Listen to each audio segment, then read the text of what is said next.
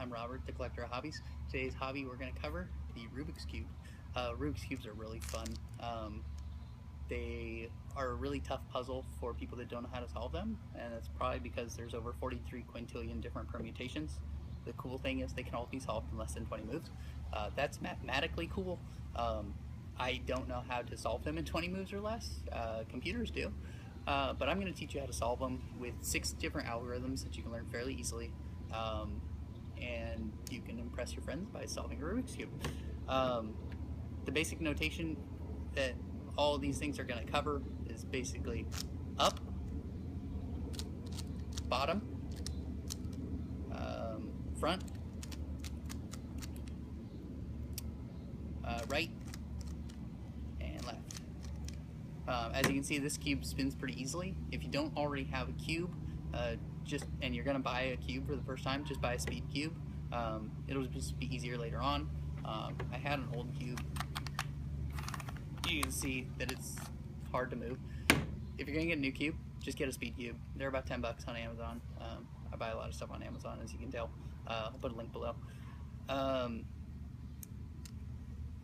So I'm just going to start by mixing this up. When you solve the cube, keep in mind that you always have to solve in layers, not surfaces. So this would be layer that you would solve. Notice the edges match. Very important to do that because solving just a surface doesn't do anything for you. So we're just going to mix this up a little bit. I'm not going to teach you how to solve the first layer.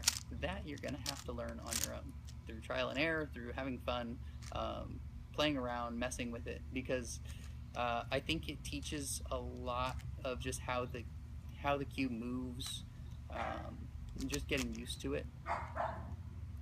So I just recommend just playing around with it, learning that on your own, keeping in mind that you're solving a surface, not just, or the layer, not just the surface.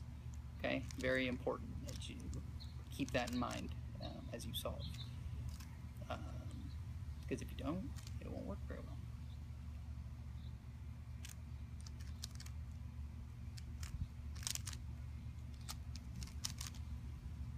So here I've solved one surface. All the edges match.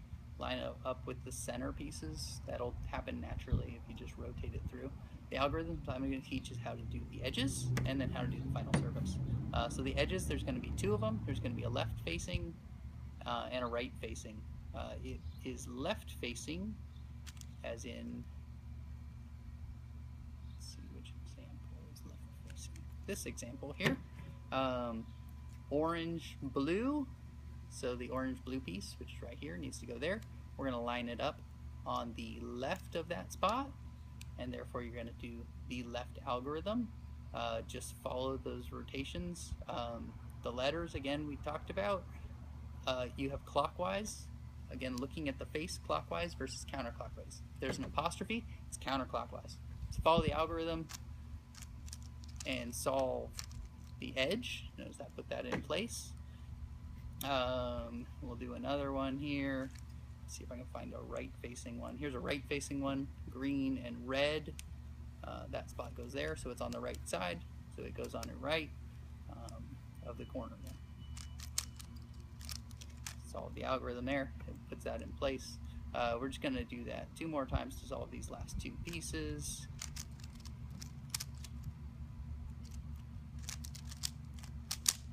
Okay, so now we have two layers done. The last bit is to learn the top. The top is done with algorithms again. The first one solves a cross on the top.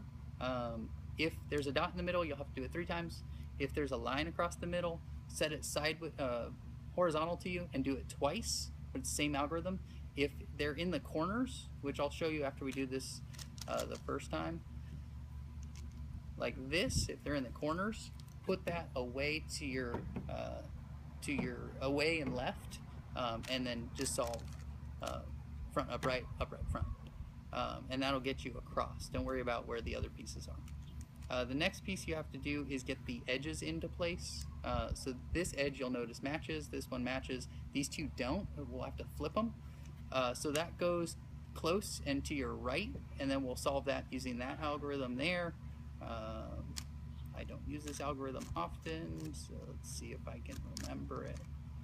And I did, awesome. Green, orange, red, and blue. So the edges match. The next bit, we need to put the corners in the proper proper orientation or position. Sorry. So it'll flop 3 of them. So put the correct one away and to your left, and then follow the algorithm there.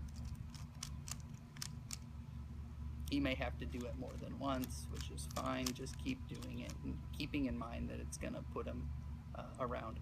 And in this case, I actually got them all right. It looks mixed up because they're just in position. You notice the colors match, but they're not rotated properly. So we get to do the last bit. We're going to get to do it twice, once for these corners, once for these corners. This algorithm rotates the 2 corners closest to you up and away, or up. So in this case, if I face that towards me, these yellows are going to go to the top. So just follow the algorithm.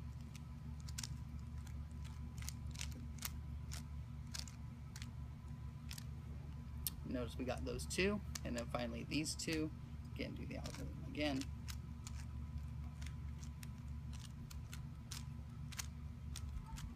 And then you've solved your Rubik's Cube.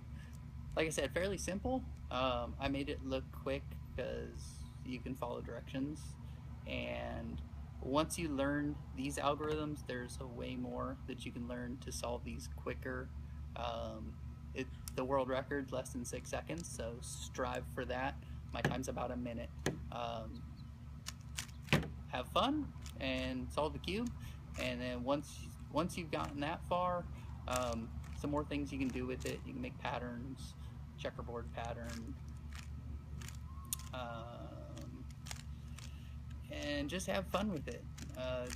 It's a fun little toy. Like I said, it impresses people. You can carry it around in your pocket and just solve the cube. Have fun.